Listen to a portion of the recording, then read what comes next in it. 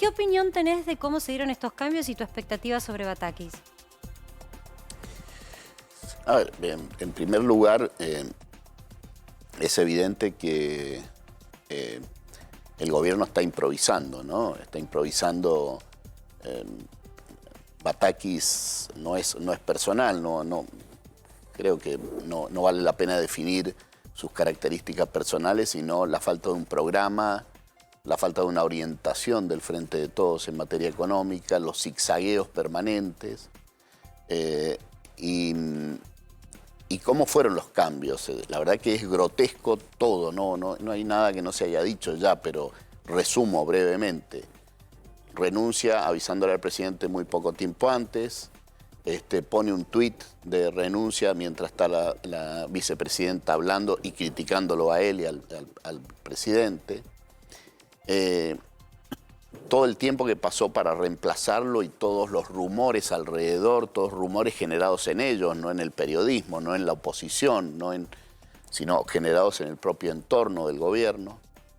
Esos rumores todavía permanecen, porque si bien hacen el esfuerzo de bajar la tensión para afuera, es evidente que no hay unidad de criterios de cómo enfrentar esta situación que es de deterioro económico, riesgo país por las nubes, dólar blue y todos los otros dólares en aumento. Es decir,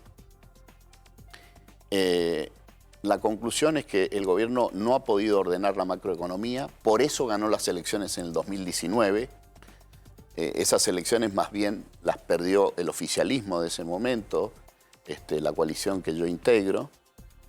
La ganó Alberto y Cristina por las razones económicas y llevan 2 años y medio de gestión. Ahora, y no han Alfredo, podido, no solo son malos los números, sí, sino que son peores a los del 2019. ¿Ves una posibilidad de que la oposición capitalice lo que vos estás marcando como errores del oficialismo? Yo creo que se está configurando un panorama muy negativo para el país, independiente de oficialismo y oposición. Estamos en los prolegómenos de una, por lo menos, superinflación, ¿no?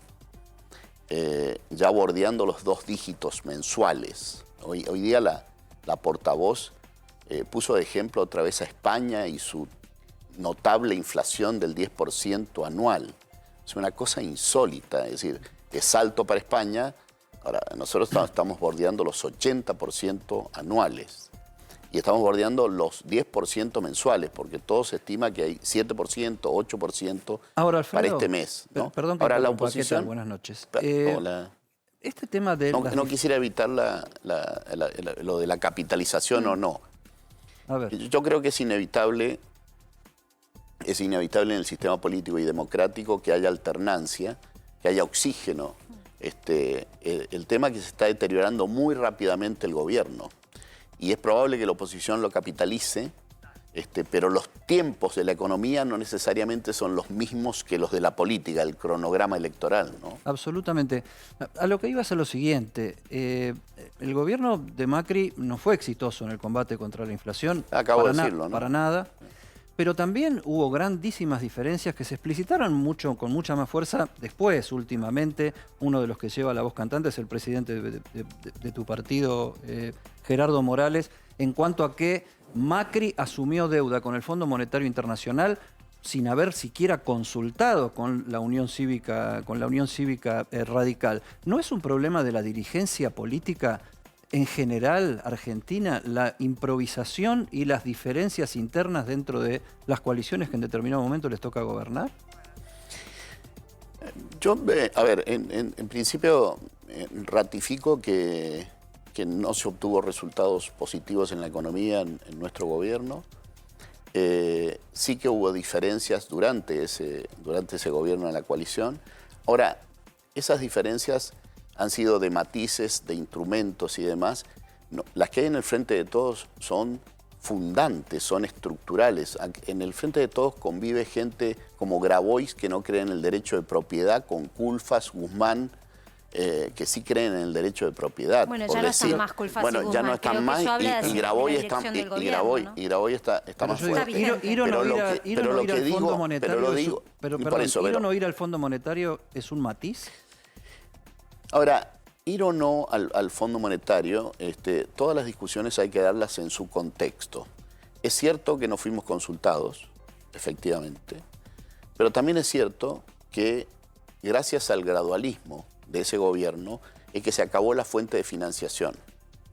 Es lo mismo que le está pasando a este gobierno, es decir, hoy está financiándose, es decir, el punto termina siendo el déficit, Claro. no termina, no tu fuente de financiamiento. Por supuesto, después influye la fuente de financiamiento, es decir, hay tasas más baratas, tasas más caras, hay en pesos, hay en dólares, hay una multiplicidad de cosas, pero si no se atacan los problemas de déficit, y el gobierno de Macri estaba atacando los problemas de déficit, lo estaba atacando con el acompañamiento del fondo o sin él, al principio y al final, pero este gobierno no está atacando el problema del déficit. De hecho, en esta semana, con toda la proyección, han tratado de comprar títulos públicos, los han comprado, Sí, emitiendo para dinero, han emitido dólar futuro, están aumentando la emisión.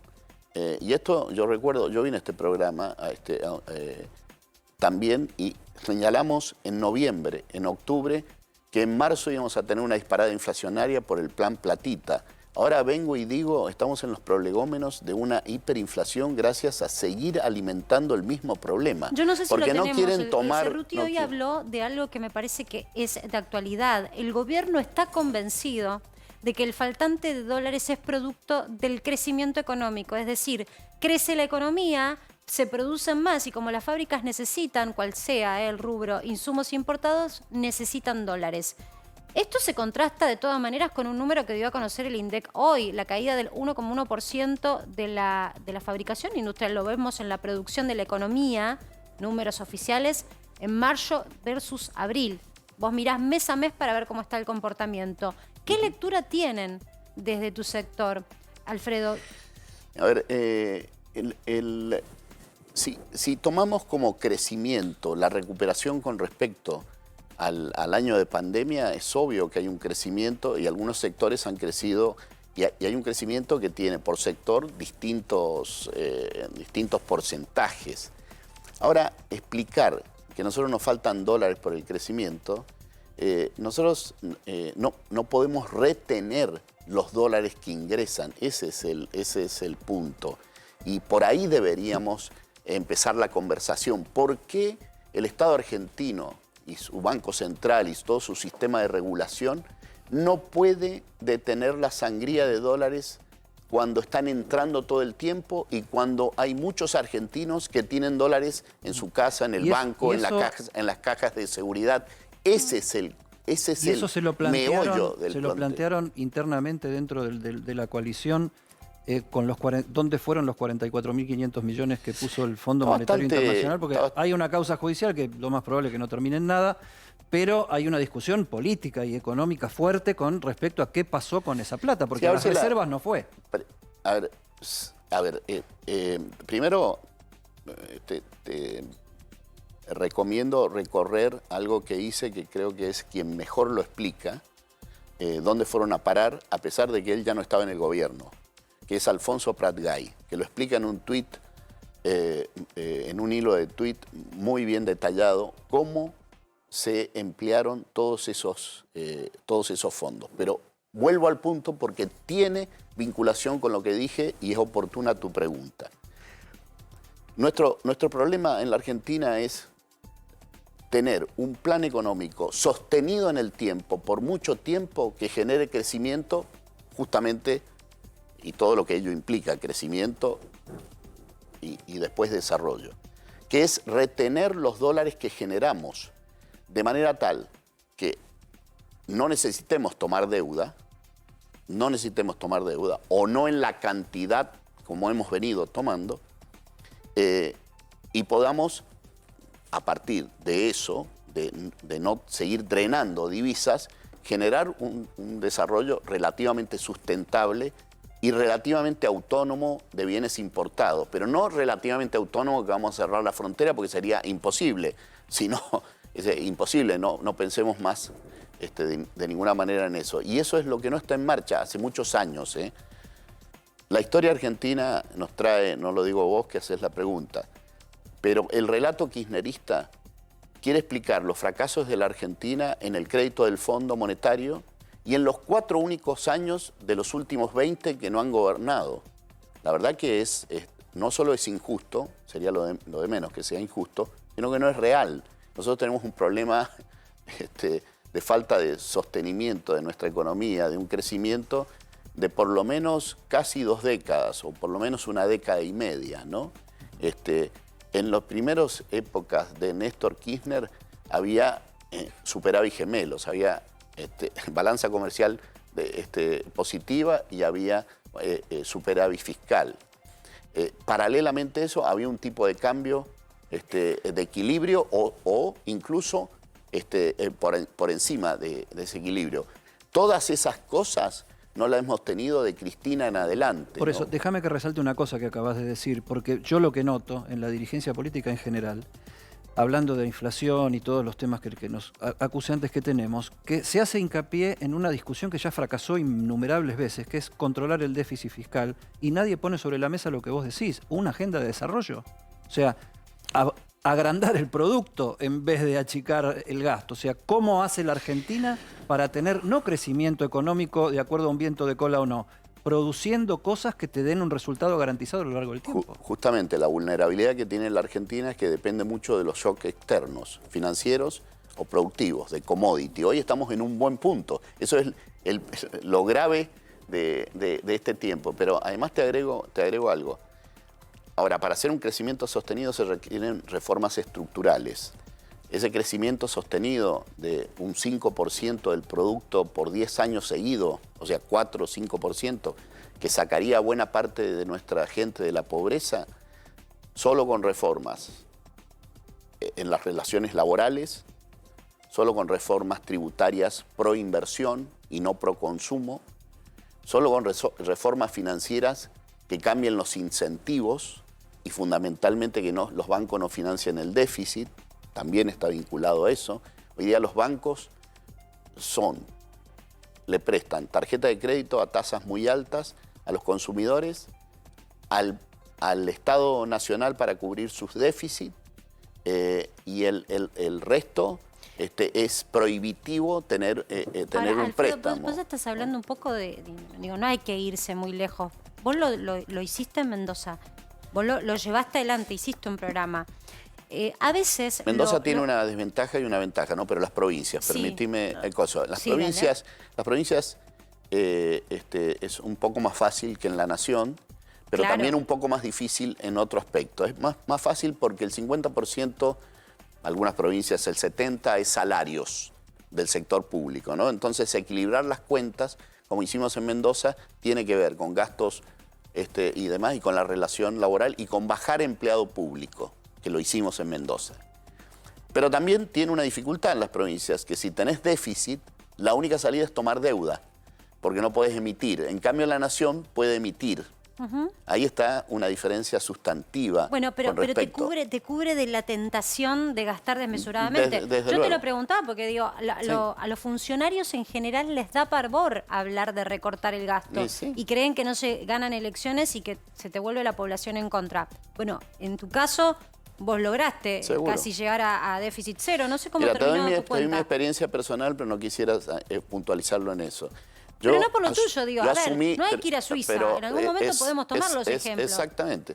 Mira, yo asumí de intendente en Godoy Cruz y tenía 2.033 empleados. Lo entregué con 1.400 empleados. Al principio gané con el 35% y cuando lo entregué, gané con el que me reemplazó ganó con el 72%, pero era... Es decir, el empleo público no hace ganar elecciones. Buen Eso es la cosa. mito para ir En quitando Mendoza asumimos el con 100.000 y entregamos con 93.000 Sabés que me alrededor, está ¿no? llegando información ahora y lo vamos chequeando en vivo, pero en rigor se estaba esperando, cambio de gabinete mediante, cambió el secretario de Comercio, pero había algo que estaba en el medio que cayó incómodo para el gobierno, que era la renovación de precios cuidados. Te participo porque quiero saber qué opinas vos, Alfredo, de este tipo de medidas. El gobierno finalmente decide renovar precios cuidados, una canasta con menos productos que la que veníamos viendo, con un aumento del 3,3% a partir de ahora, de este mes. Te recuerdo, te pongo en paréntesis a vos que estás del otro lado, que las consultoras privadas cerraron junio avisorando una inflación de entre el 5 y 5,5%. A las empresas que le congelaron los precios 3 meses le están diciendo que pueden aumentar en promedio un 3,3%. Entra en vigencia a partir del 8 de julio este nuevo programa de precios que tienen esta actualización.